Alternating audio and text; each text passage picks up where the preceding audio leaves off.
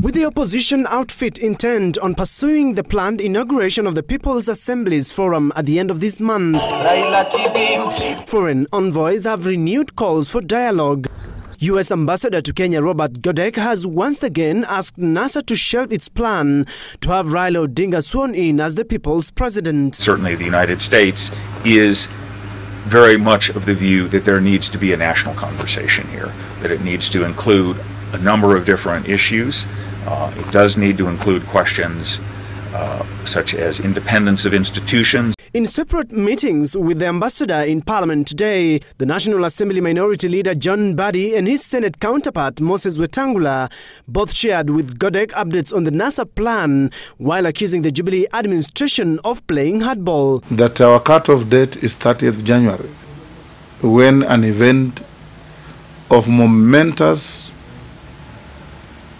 importance is supposed to take place in Kenya.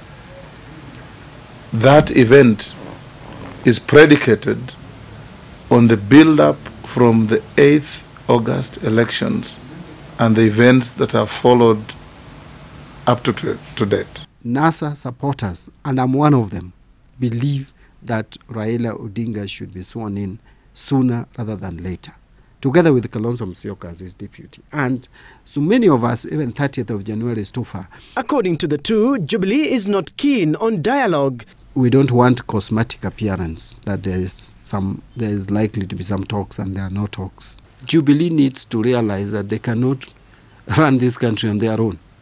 This country needs all of us. We have to run it either together or we perish together. We don't want to look obstinate. We don't want to look intransigent. We don't want to look like we are not interested in engaging our compatriots on any issue. But we are not going to bend backwards to a dialogue that those we want to dialogue with are not keen on.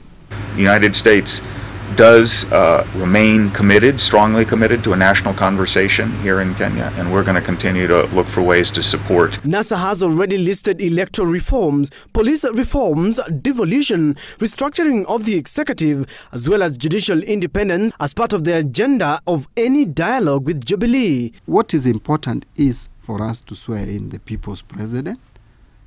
Where he is going to operate from, we will be told. What is going to happen next, you will be told.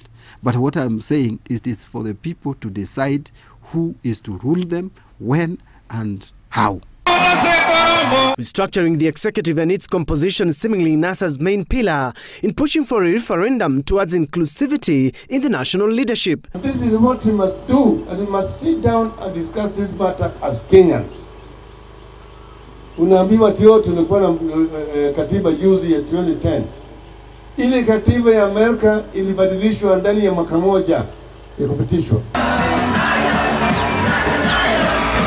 NASA is expected to hold a retreat for all its elected leaders before holding People's Assembly forums in Machakos, Garissa and Mombasa starting this weekend. Stephen Leto, Citizen TV, Nairobi.